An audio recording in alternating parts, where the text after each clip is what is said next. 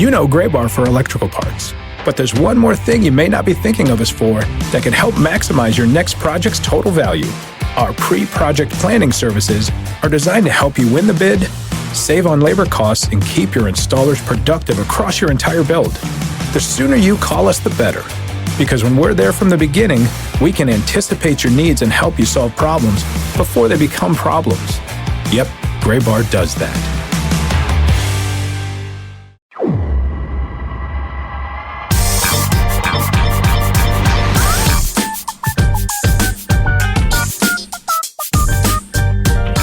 I'm at peace today for one reason, as we welcome you into this week's episode of the show before the show from MILB.com. I'm Tyler Mon. Sam Dykstra is in New York City. Hello, Sam. Hello, Tyler. Why are you at peace today? I'm glad you're at peace. I'm a little surprised. Right. We just had like a 10-minute off-air conversation, which I was very much not. But now that we have started recording, I'm going to play this role.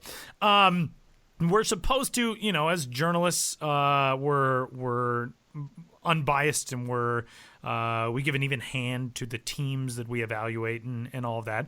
But of course, we grew up as sports fans, so we have our allegiances. Everybody across the MILB.com spectrum, if you follow them on social media, you know who everybody's team is. Sam grew up in Massachusetts. He's a Red Sox fan.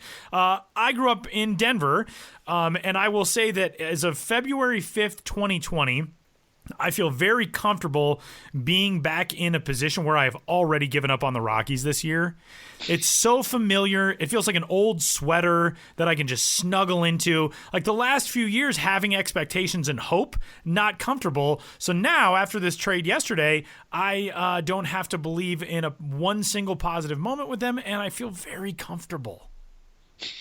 It's good to set expectations ahead of time, because if you feel comfortable now, the only way to go is up. Yeah. And there could be some reasons for surprise. I think MLB Network, didn't they name Trevor Story as the number one shortstop in baseball? Yeah, and I'm sure after a very public feud between your general manager and the arguably best player in franchise history, I'm sure Trevor Story is just itching to sign long term here now. Yeah, it's all going great. I don't know. There could be reasons for optimism if you want to find them. I know a lot of people in Denver don't, and that's fully fine and the way it is. But yeah, this week is tough to live in the NL West. I was thinking of Padres fans this week, actually. Right. Because you go from windows opening.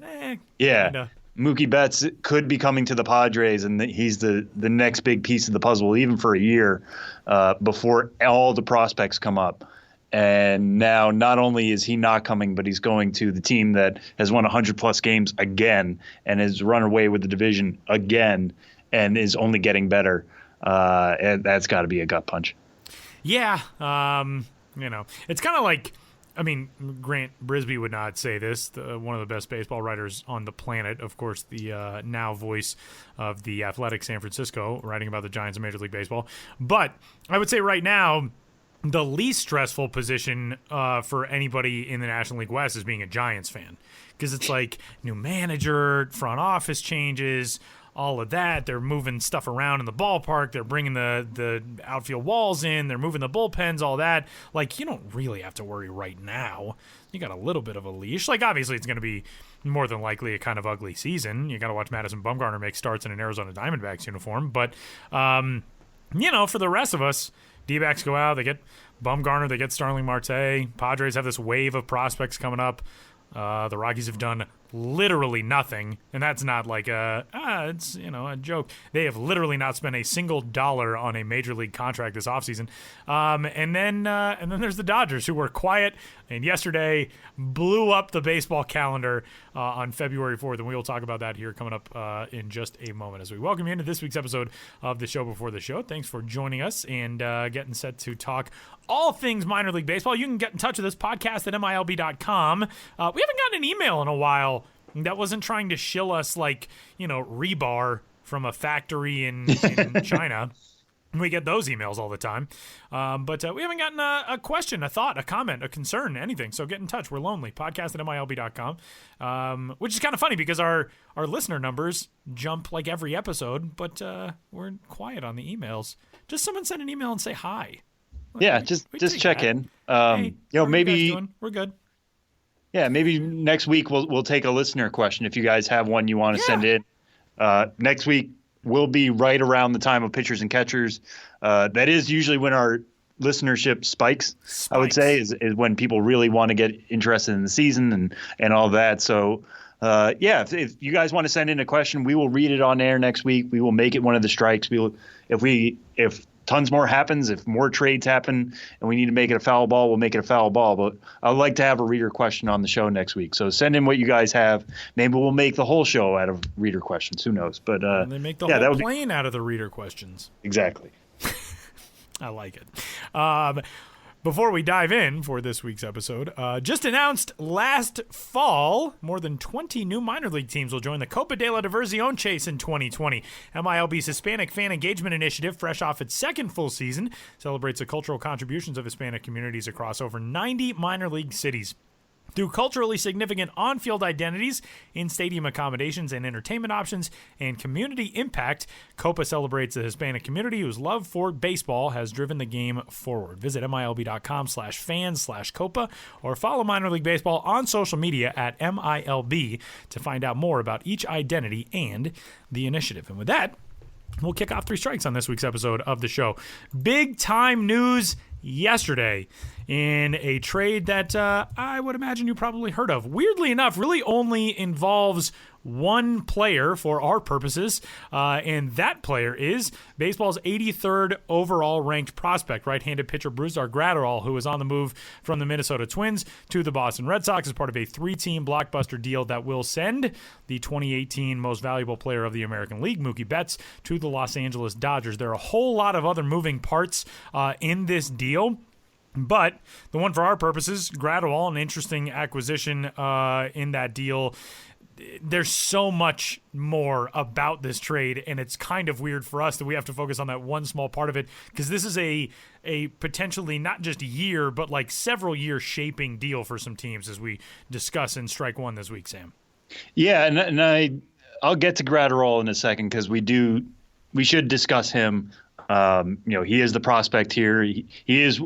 I think Matthew Liberatore was the only top 100 prospect moved this offseason before this trade when he went to the St. Louis Cardinals. So the idea of a top 100 prospect moving should get me excited and willing to talk about those people. But I do want to put that off to the side here for a moment and just note that Mookie Betts and David Price were moved to the Los Angeles Dodgers.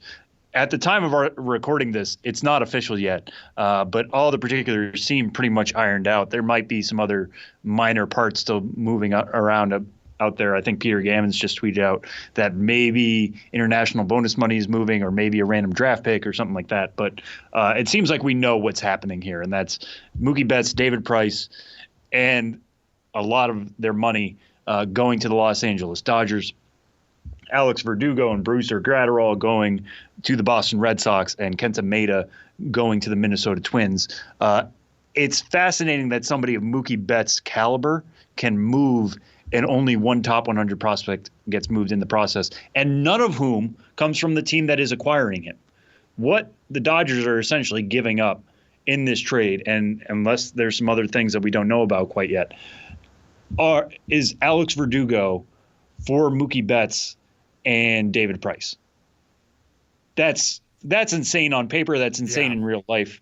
I know that Mookie Betts is scheduled to make $27 million this year, and he's basically a one-year rental. He's still a player who, as Tyler mentioned, is 1 year removed from winning the MVP award. According to Fangraphs, he was worth 10.9 WAR in 2018. He was worth 6.8 WAR in 2019, 42 WAR over his first 6 seasons of Major League Baseball. That was already 14th all-time for the Boston Red Sox, ahead of legends like Babe Ruth, Nomar Garciaparra, Carlton Fisk. He had already cemented his place in Boston franchise history. For him to be moved basically to shed salary is fascinating to me. I know, like we said, the Red Sox do get a promising prospect back here, but this should feel like a blockbuster from all sides. It doesn't feel that way from our side, just because only one of the top 100 prospects state. Gavin Lux is still with the Los Angeles Dodgers. Dustin May is still with the Los Angeles Dodgers. Josiah Gray, Keibert Ruiz, Jeter Downs, all 5 of their top 100 prospects still in the LA system. We'll get into that in strike 2. But what are the Red Sox getting in Brewster Gratterall? We'll keep the focus there now that is out of my system. Gratterall, a guy who can hit the triple digits. He did that last year with the Twins. He reached the major leagues as a reliever. It's 100 miles an hour with sink, which is fascinating. If you get a chance to watch one of his 101 mile an hour pitches, it's crazy how it looks with movement and that velocity coming out of his hand. He has a plus slider as well that he used to great effect in the majors. The Twins had already said this offseason that they were expecting to keep him in a bullpen role, potentially stretch him out from there, but they had designs on him sticking in the majors as a reliever, and then potentially, if he was still effective there and they needed a starter down the road, they would move him back there. I fully expect if the Red Sox are acquiring him and he is the big prospect of this deal, that they will probably send him down to AAA Pawtucket and try to keep him stretched out as a starter, try to get him into that ceiling of a number 3 or maybe even number 2 starter if everything clicks with that velocity and those off-speed pitches. The Red Sox right now, not the greatest system. That's why a lot of people were trying to argue for this deal happening is like, oh, it's a chance to rebuild the system. That's not what happened, obviously. Gratterall is a great pickup. He's likely to become their number 2 prospect, or actually number 1 prospect ahead of Tristan Casas. Casas is number 85 overall. Bobby Dahlbeck is just outside the top 100. So the system does get a little bit better. They do need starting pitching help. If Gratterall ends up working in that role, that would be great. This is a team that has not really developed starting pitching since Eduardo Rodriguez. But in terms of if you would have told me the Red Sox are trading Mookie Betts for sure, I would have thought it would have been a little bit more of a system-building swap than this. Again, I know people are trying to make the case about financials, and this allows them to get under the luxury tax for the first time in a couple of years and avoid even harsher penalties. That's fine, but in terms of what's happening on the baseball field, the Red Sox are a worse team than they were just 24 hours ago.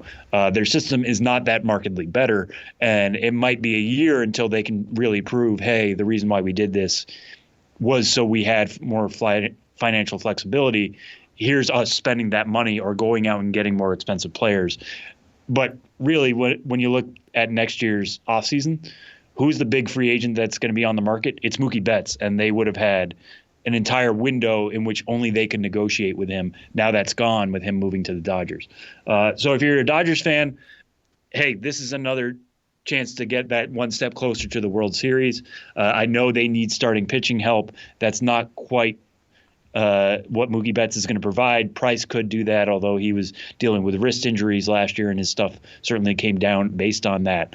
But you have a chance to get a guy who arguably could now be the favorite to win the NL MVP award, and all you have to give up is a controllable outfielder who may have been your 4th outfielder anyways.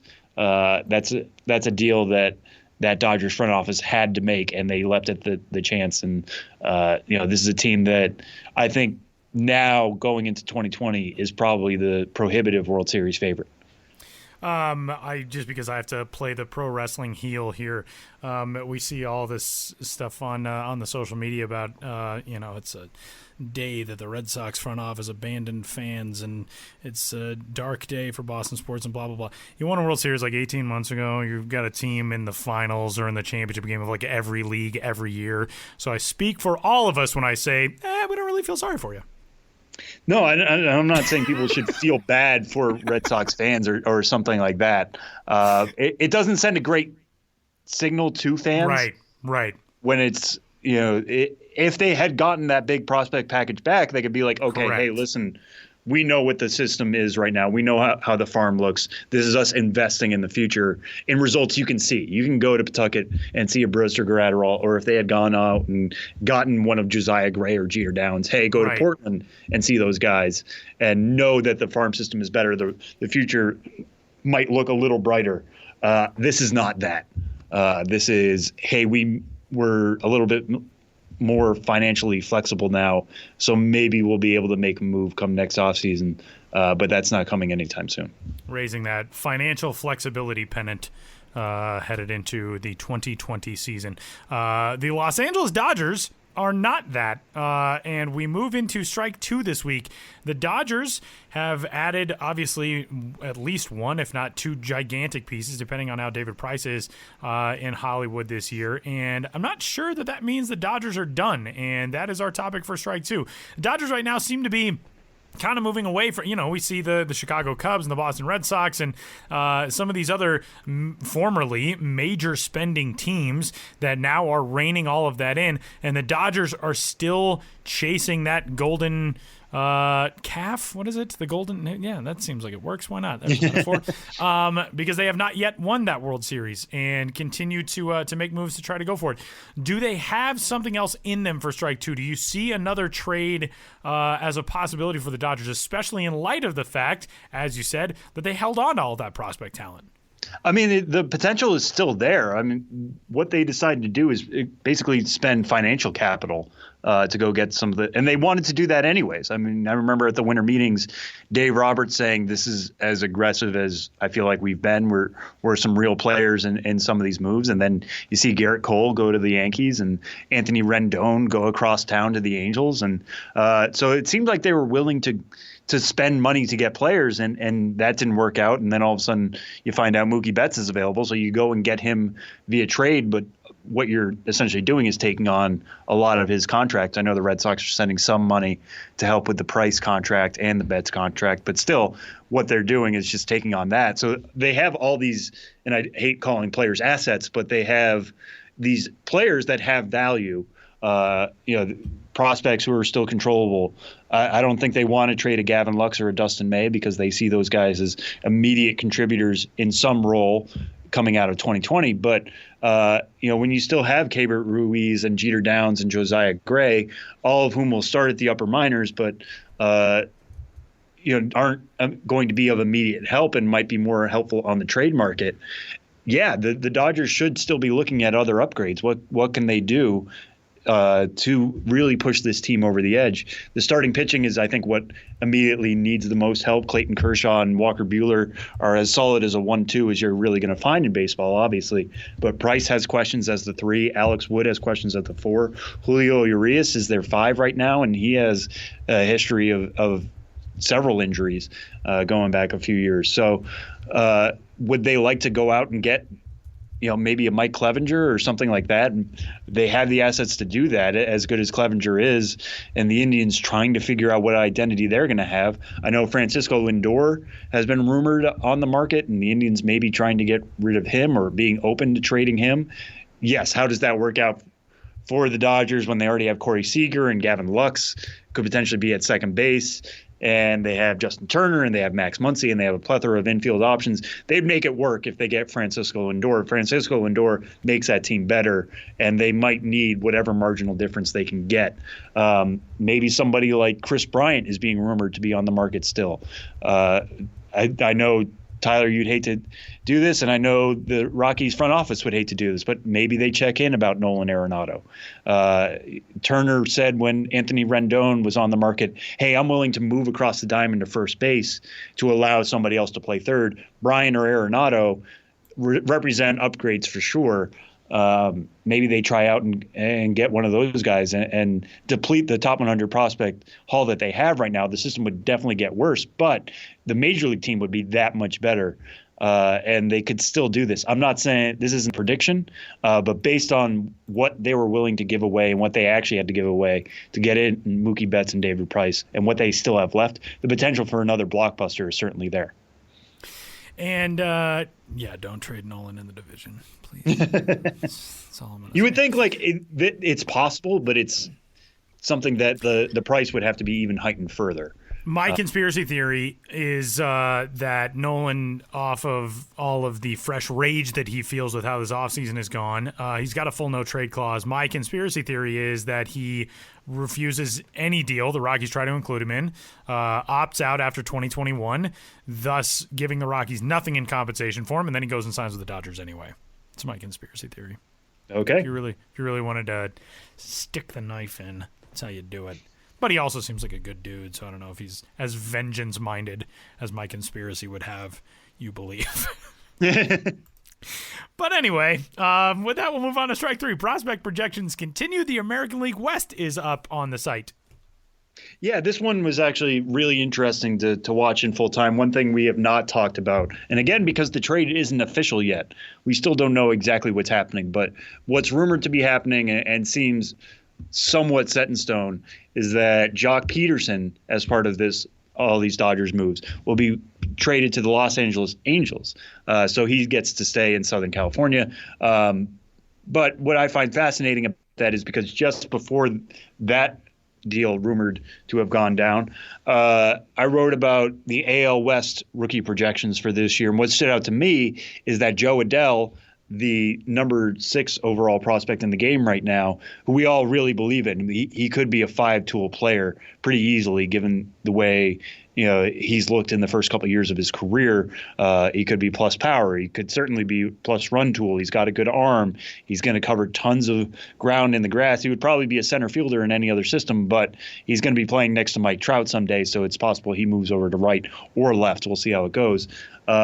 He ended last year at AAA, so I thought, okay, the projections are going to look fairly good for him. They actually didn't look as standout as somebody like Adell's caliber, I would say.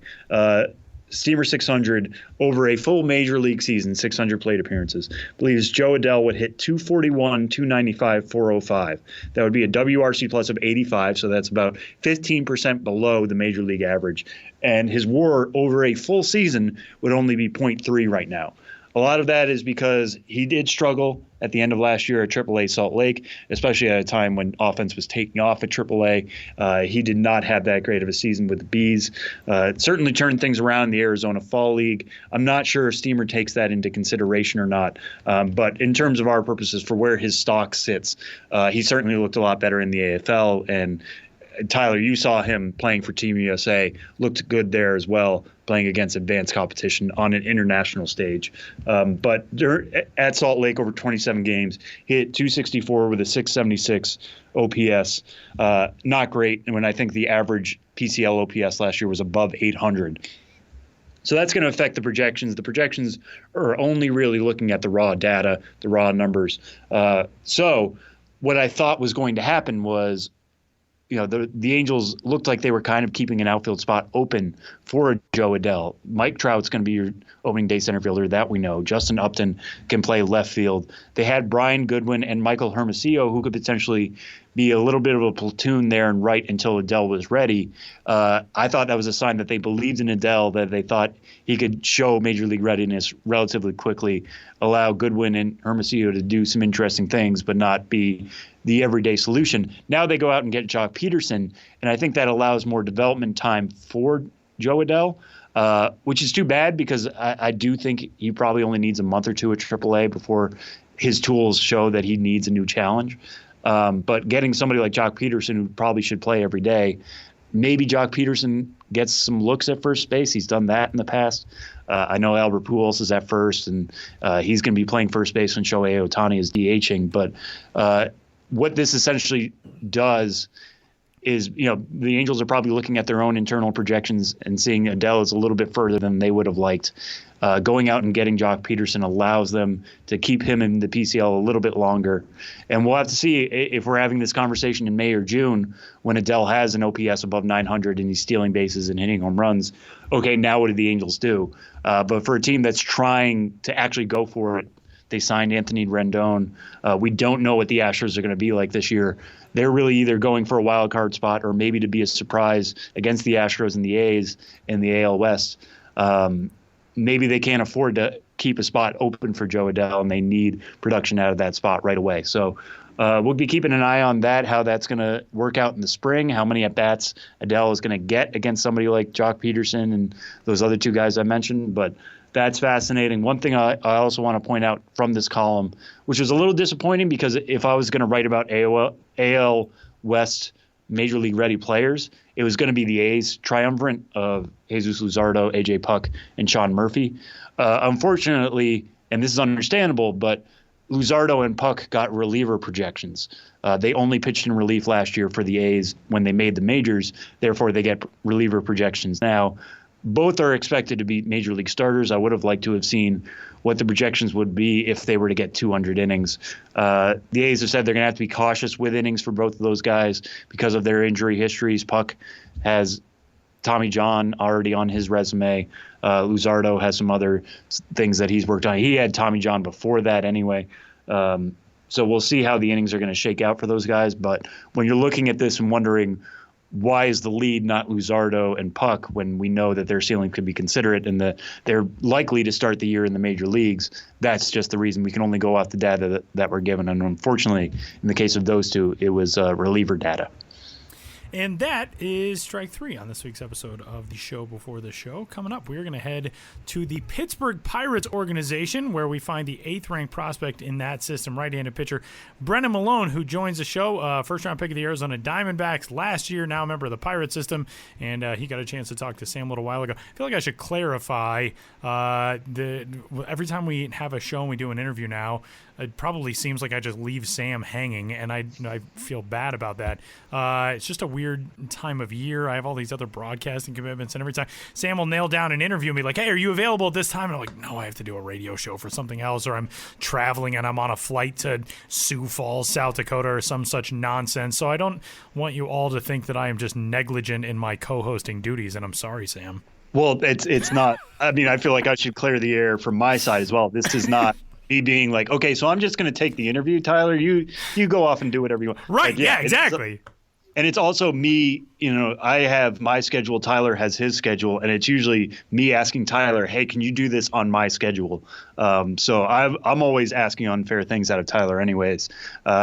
This interview, which I did with Brennan Malone, which was really great, and I'm looking forward to you guys hearing it, but was scheduled for one time, and then Brennan Malone texted me. He was like, actually, I'm getting in a bullpen around then, which is cool. It's the off season. He's got to get ready for the spring. Definitely. We're working around guys' own off-season preparatory schedules ourselves. So we had to move some things around. Tyler wasn't available then. I took it. But hopefully it's enjoyable anyways. It's just me and Brennan Malone. But we talk about trades that he's already gone through and how he's preparing for his first full season. And now you know the rest of the story, as Paul Harvey would have said. Whatever, Brennan Malone's coming up next.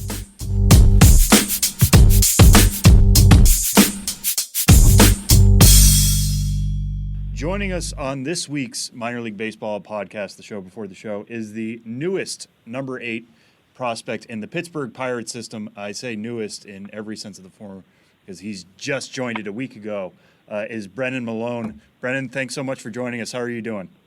I'm doing great. Good. Thanks again so much for joining us. So the reason why we wanted to have you on the show this week is you were kind of in the news last week. We talked about this trade for our listeners last week. Now you're here. You moved from the Arizona Diamondbacks, the team that drafted you 33rd overall last year.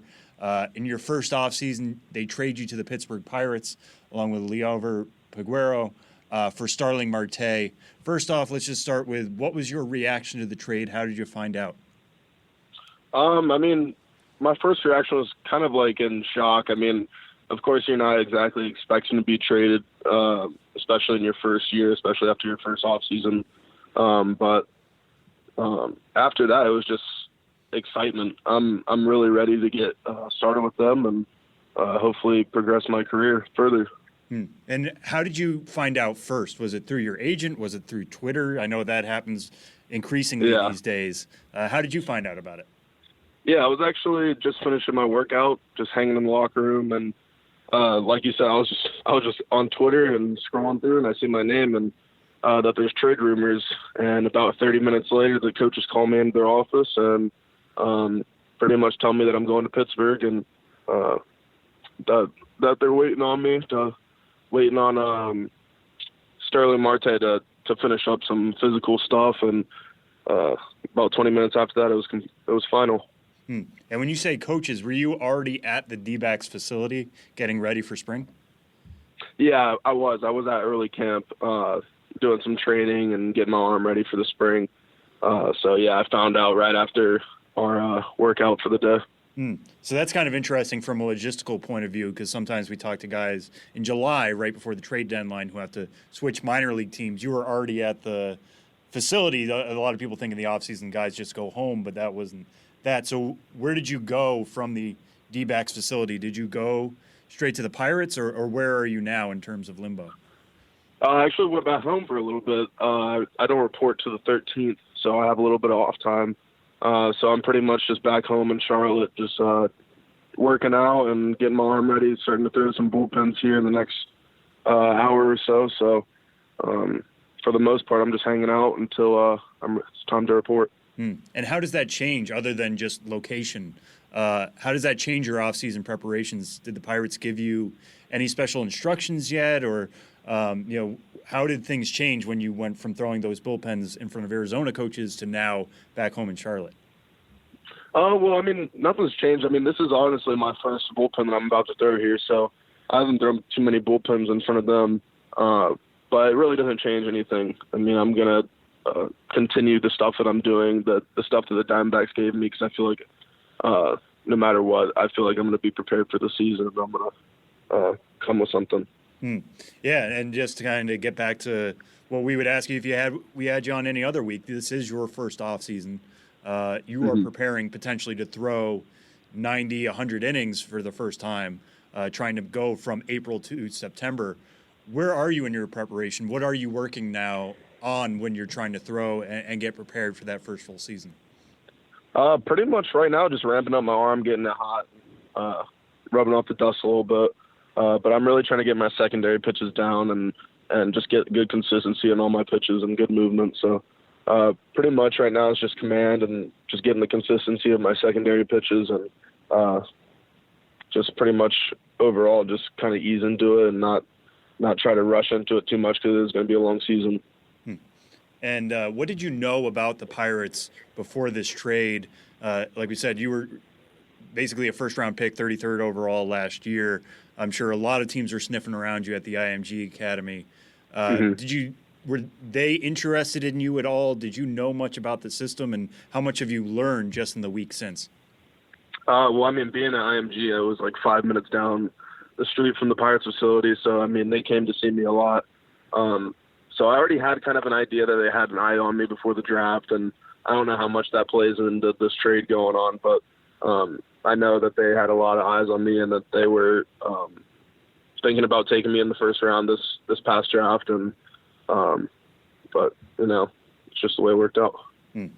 And in the conversations since, how many conversations have you had since, or they just basically said, "Hey, welcome to the organization. Report on the 13th."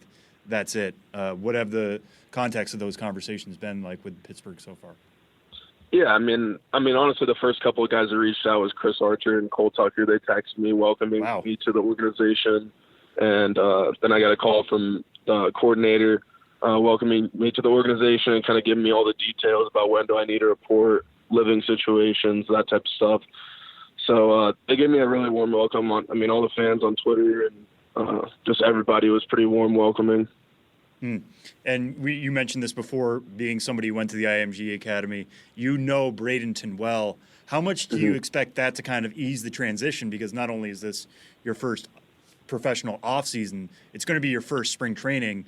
Now you go from potentially trying to learn something new out in Arizona to at least you know the area in Bradenton a little bit. Yeah. What are you looking for? Yeah, I definitely have a lot of friends and a lot of coaches at IMG that can help with anything, and plus the Pirates, all those guys.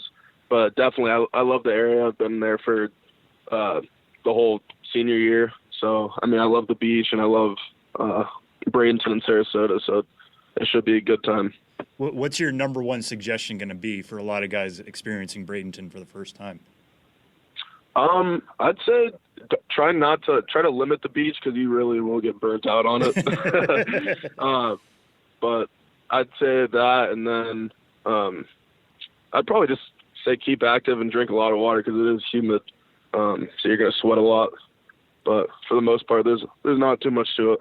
Yeah, no, I feel like those are actionable suggestions. That's pretty good. So, yeah. Let's go back into what made you a first-round pick last year and what put you on the Pirates' radar and the radars of so many other teams You made a decision for your senior year to go from, like you said, the Charlotte area to the IMG Academy, and that's where you really popped off for a lot of scouts. What went into that decision to transfer schools 1 year before your draft eligibility was up? Well, you mean, the summer circuit. After the summer circuit was coming to an end, IMG contacted my advisor and kind of basically told them that they'd love to have me and they'd offer me a scholarship to go there. And so I talked to my parents, and they just thought it was the best option because whether I go to the draft, it can be like my college type experience. And then if I go to college, I already have that 1 year of a college type feel under my belt. So I feel like it was just more a decision for my maturity and my pitching development for sure. I mean, the coaches there were awesome as well. So I had a chance to meet them before I went, and I was really satisfied with what they had to say. And yeah, I feel like going to IMG is almost like going to a junior college in that you get to go there for a year and then your stock soars and you get drafted. But how do you feel like you grew the most after making that decision? What mostly changed about your game, or how did you feel like a different pitcher after making that decision to go down there to Bradenton? I just felt like I had more control of all my stuff. I feel like back home I threw hard. That's what I was known for, and I kind of fed off that. But when I went to IMG, the coaches kind of sat me down. They were like, "You need to focus on your secondary pitches and kind of focus more on pitching, because that's what's gonna take you far." So I mean that little sit down and telling them that that's what I want to do, and I want to go up a level. So we had to clean some things up, command and all that type of stuff. So that's pretty much what it was. And you've mentioned your secondaries a couple times, and the scouting reports I've read, it's specifically the slider that a lot of people feel like has turned into basically a plus pitch for you. How did that develop? What were you doing differently, or what did you pick up at IMG that made that much of a sharper pitch for you? Well, honestly, I didn't even throw a slider before. Last year was honestly my first year throwing it. So I threw a curveball before, and it kind of started getting slurvy, and I felt like I needed to add maybe one more pitch. So I tried to separate the slider and the curveball a little bit more. That way, I had a little bit more options to go to. But honestly, with the slider, I just started throwing it really hard. I just tried to throw it as hard as I can every single time, and just have that little flick of the wrist, and things just worked out, and I felt comfortable with it. So just started throwing it harder and harder, and I mean it's up to like 91 right now, so with good bite. So I think that's definitely a pitch that I'm going to keep on to for a while. And what do you use as feedback for those breaking pitches? Is it just hitter feedback? You see guys swinging and missing? Is it the feel out of your hand? Is it even analytics now with so many things available in terms of spin rate and all that? What do you look to most when you're trying to determine the sharpness of your pitches? Yeah, definitely a lot of those guys go to like TrackMan and that type of stuff. I definitely enjoy seeing that type of stuff, but for me it's mostly what I see. When I see that hard break, it's just honestly feeling for me, not necessarily having analytics and all that type of stuff mixed into it. It's mostly what works against hitters and what I see and what feels best for me. And you mentioned before, too, that you were mostly known as a thrower, a very hard thrower. Some people thought you were one of the hardest throwers out of the prep ranks going into last year's draft. When did you feel that your velocity had ticked up to the point where the draft was a real possibility for you? At what point in high school did that happen? It was honestly probably like my freshman year where that like even kind of hit my head after I committed to UNC. My velocity was 91, 92 in my freshman year. And then sophomore year, it really kind of picked up and into the mid 90s. And that was when my kind of coaches were like, we got to start thinking about pro scouts coming and all that type of stuff. So I think that's when my weight really increased and just my overall strength. And I really matured. So I think that's about when my velocity ticked up and those pro scouts started kind of taking notice. Yeah, and you talk about your size there. You're listed at 6'4", 205 pounds. It's helpful to have that frame when you're trying to add velocity. What was the first moment, though, where you even surprised yourself with how hard you were throwing? Probably honestly not till recently. So this senior year, my last game in my IMG season, I topped at a 99, pretty much sitting upper 90s in my last start. So that was when it was like, wow, I really kind of throw hard. But yeah, I'd say that was probably the moment where I threw the hardest, when I kind of realized myself how hard I threw.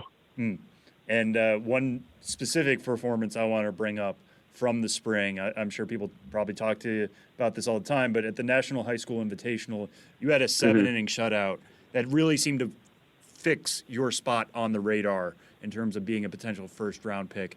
Take us through that performance, being on that stage, pitching in front of that many scouts, and what you felt like going into it and what you felt like coming out of it, knowing that you would put up 7 zeros on the board like that. Well, of course, yeah, that was one of the outings where I definitely showed that I could pitch a little bit. But before and after, before and during, I almost think of nothing. I feel like my body just knows what to do. So there's not really any mindset except just go and attack, and before get ready. So there's really nothing to that mindset except go after guys and get guys out fast. And then after, after pitching a shutout, it's definitely a great feeling in front of all those scouts at those national events. It was definitely a great feeling, and gave my mom and little sister a hug, and yeah, it was great. So what was your draft day experience like then? Because being a projectable right-handed pitcher coming out of high school with velocity, you were kind of expected to be around that first-round area. How much were you sweating it out, and how many teams did you think were possibilities for you? I'd probably say there was a good amount of teams that were possibilities for me. Of course, our draft was a little crazy, guys getting picked everywhere. But I wasn't really nervous. Whatever happened, going to college or going pro was honestly a great option for me. Either way, it was going to work out. Did you still feel though that pro was probably the route, or was there even a small part of you that thought UNC is at least still an option? Yeah, I definitely, in the back of my mind, thought pro was the route for me, just because I wanted to be in the pro system and just be ahead of the curve, kind of, and just be acclimated to that type of lifestyle. Because, this is what I want to do for my career for a long time. So, just having that mindset. And speaking of getting acclimated to that lifestyle, the D-backs assigned you to the AZL. You made, I think, 6 appearances there, trying to get used to that. You made 1 appearance at Hillsborough. What was your transition like to the minor leagues? What would you consider your welcome to minor league baseball moment? I actually thought it was very easy to come by. I've been traveling on buses a lot, and, just all that stuff that I did before I even turned pro just kind of helped. So, it was really easy. All the guys I became really good friends with and really close with, all the coaches as well. So, they made it really easy to just kind of go with the flow. And like I said, you made 1 appearance for Hillsborough there at the end. You get promoted off the complex, and then Hillsborough makes a championship run there in the Northwest League. You made 1 postseason appearance for them as well, I think, coming out of the bullpen. What do you take away from that championship run with the Hops, and what is it like now leaving that team? You get so close to a group of guys, you expect, hey, maybe we can win at higher levels. Now you're part of your second organization already. How do you look back on that championship run now?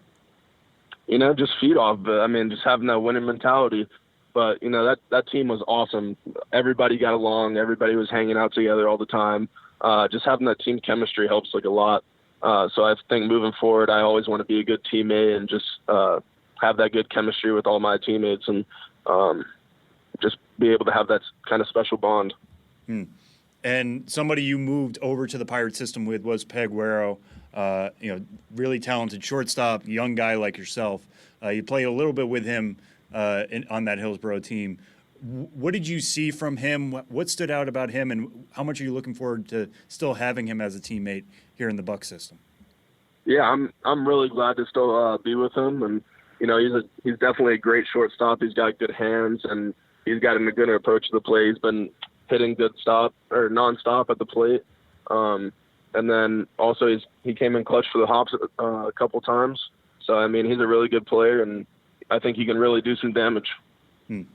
And one thing I like to ask guys when they join a new organization, either as a draft pick, a traded player, a signed player, whatever, you are introducing yourself now to a new fan base. And especially, now that you were included in a trade for a major leaguer who had been around for so long, a lot of guys are going to be following your career going forward. How are you looking forward to introducing yourself to Pittsburgh fans, and what do you hope they get to know about you here in the months and years to come?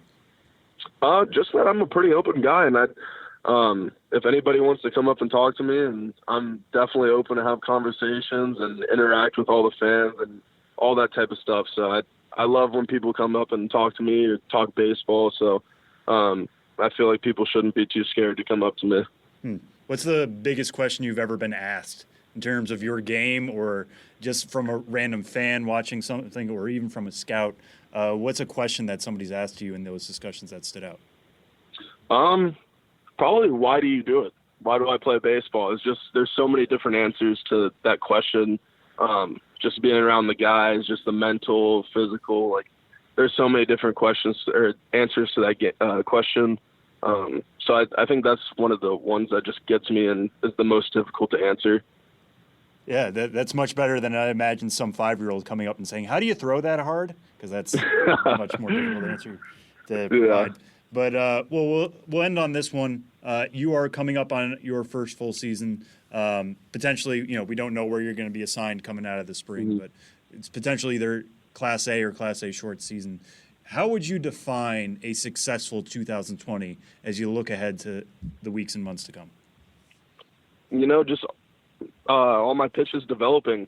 If I see them that they're developing the right way and getting better every single day, I think that's a successful season. And just kind of learning how to mature the pitcher and get guys out and see those little things that those major leaguers see.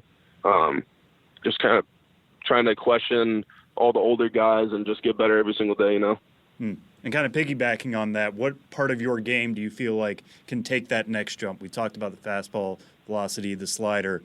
What is the next thing you're identifying to kind of round out your profile as a starting pitcher?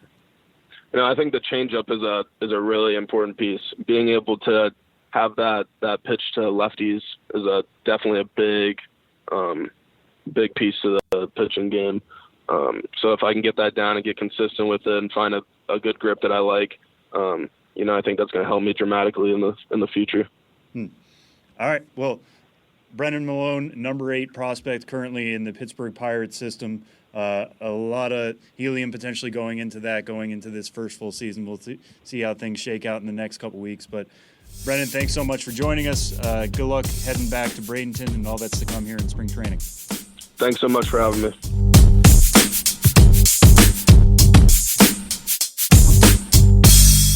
Getting closer to opening day, Benjamin Hill joins the show to continue rolling out. We talked last week about how it's been kind of quiet with promo schedule releases, and now I feel like in the last week we've had a ton of them because we obviously jinxed it into action. Hi, Ben. Hello, Tyler Mon, and hello, Sam Dykstra, sitting to my left in the Jim Cott conference room. Yeah. The Cott-ference room.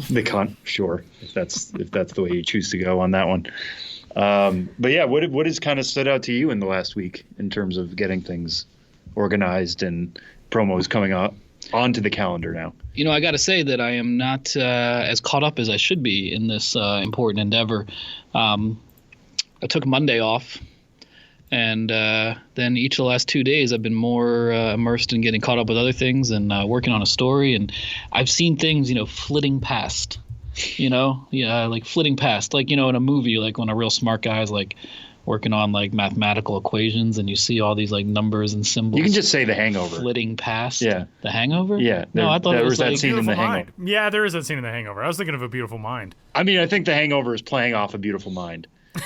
Probably. But I'm just saying that's what I've been like the last couple days. No matter your frame of reference, I was thinking of something else entirely, which I don't even know what Rain it was. Man. Either of those. Rain things. Man. Rain Man. That's what The Hangover is playing off of. Yeah, that's true. I'm just saying this is a cultural trope. So imagine me like that, but with minor league promos, but not really stopping to fully grasp any of them. Yesterday we had Lehigh Valley. I know you were tweeting about this, Sam. Yes. We've had, Lehigh Valley, as well as fairly nearby Reading, is very much Pennsylvania Dutch country. And, both those teams have played on the PA Dutch heritage in their region.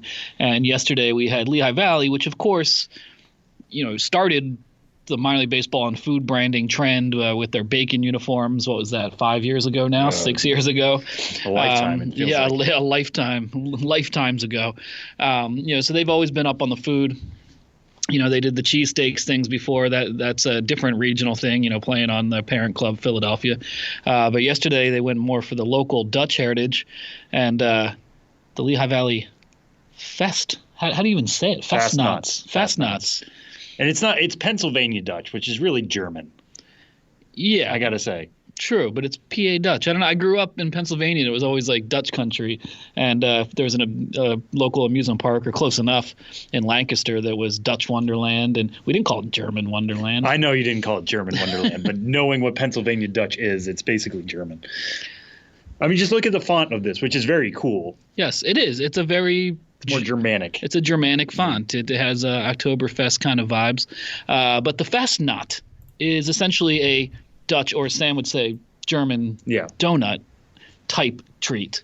And they're going to be certainly the first sports team in history to suit up as the Fastnachts. See, I grew up in a predominantly Polish area, and we called them punchki. Punchki. I have heard that term before. Yeah, they're basically the same thing. I have a friend who lives outside of Detroit in a Polish area, and that's a big thing out there.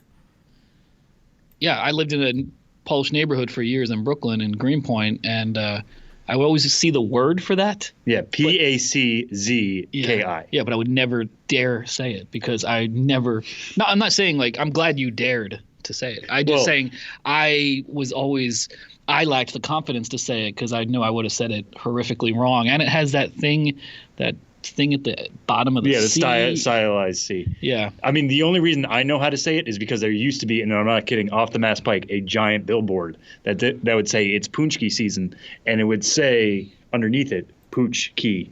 Punchki? Because for all of the Irish of us in the area, or Dutch like myself, who was like, I don't know how to pronounce that word, they made sure we knew if we were going to go into our local grocery store what we were ordering exactly.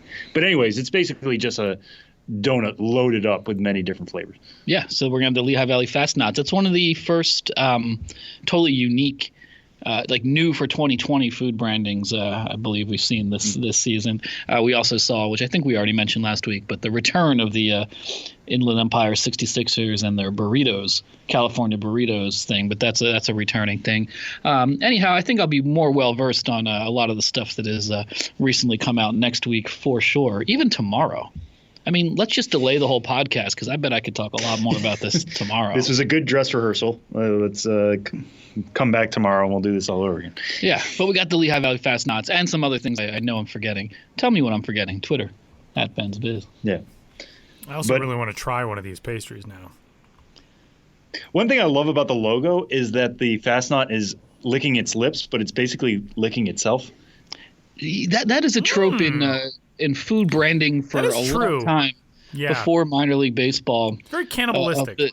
This thing in question, this anthropomorphic food in question, loving the taste of itself.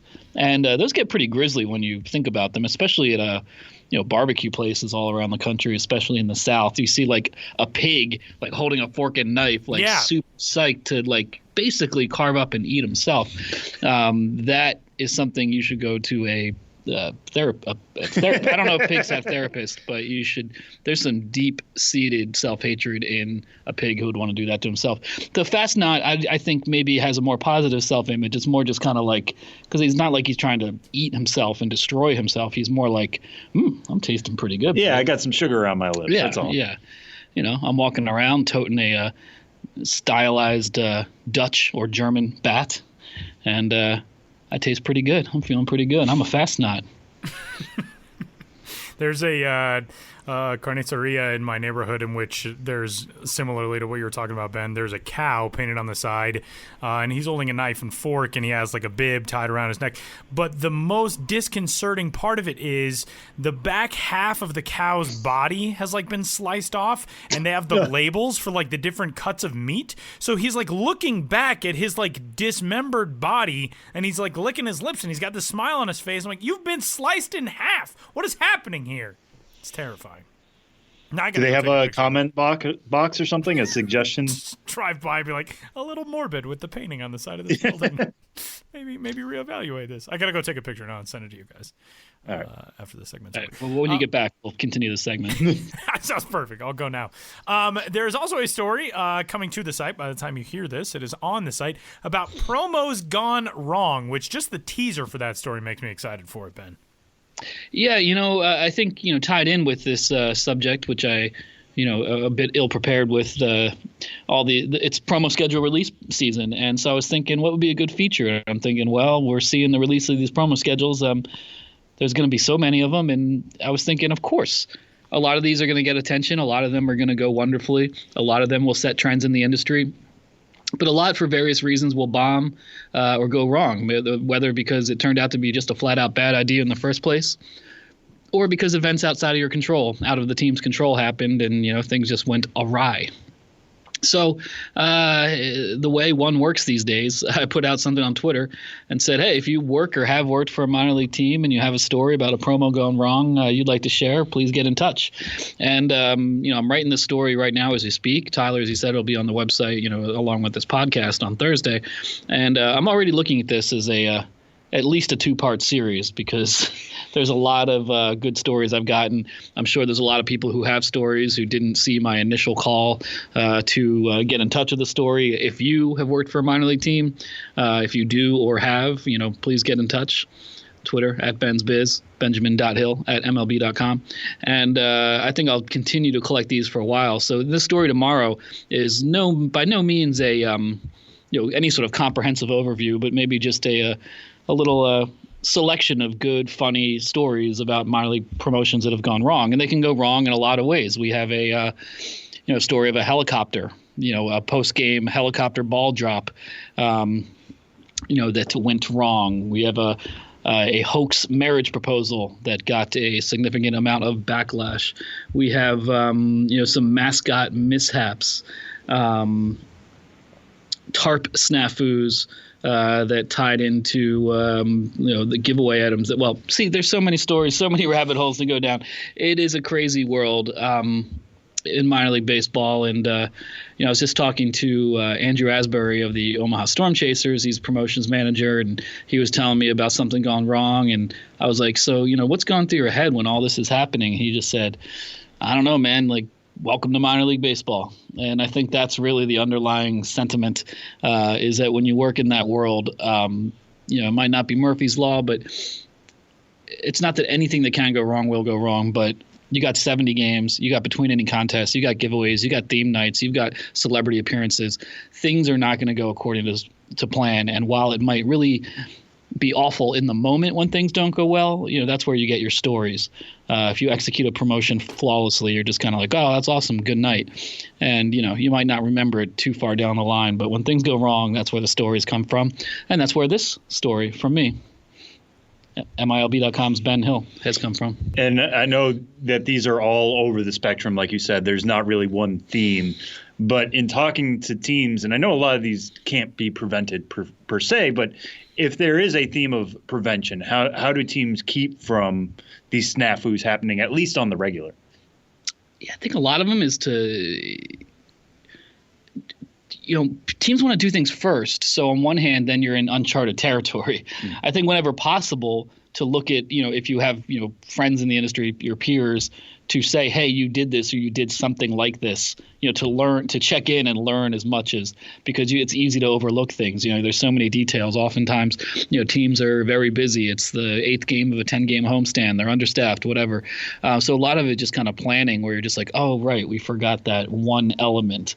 Or, if we're going to have a candlelight ceremony, we should make sure it's dark when the game ends, that kind of thing.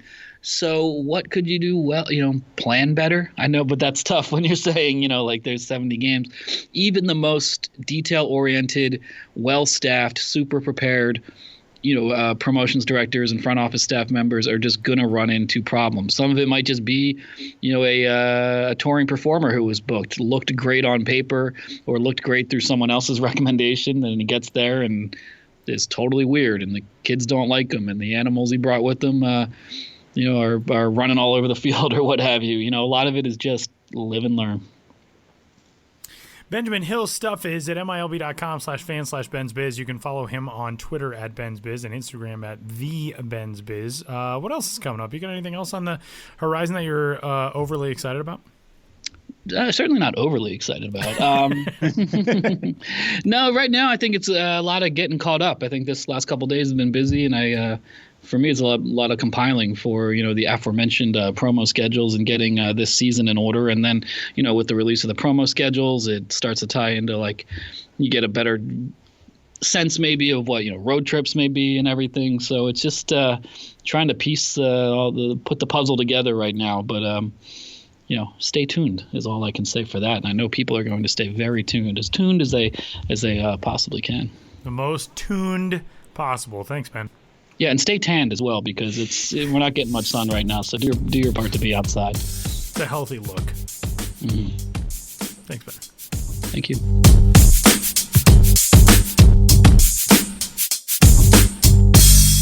Big thanks to Brennan Malone and to Benjamin Hill. And one more reminder for you that coming up this season, over 90 teams will vie for the Copa de la Diversión Cup in 2020, each with an identity as unique and impactful as its area's Hispanic community. Follow minor league baseball on social media at MILB and visit the Copa website at milb.com/fans/Copa to find out more about the initiative's newest members and colorful, vibrant identities. Wrapping up this week's episode, but I noticed that on MLB Network starting on Monday is when they begin checking in from spring training camps in the Grapefruit League and the Cactus League. So we are really that close. Yeah, no, I actually got my pass today for the Grapefruit League. I've started to put together some of my itineraries and some of the places I'm looking forward to checking out, hopefully for the first time this year, which will be a lot of fun. I'll release that when I'm locked it in and all that kind of stuff. But it should be a lot of fun here. Coming up in March is when I'll be heading down there. And yeah, we're right around the corner from pitchers and catchers. I think a lot of those teams report next week, so we'll be talking about that this time next week. Cannot wait. And for Sam Dykstra, I'm Tyler Mott. We'll talk to you next week.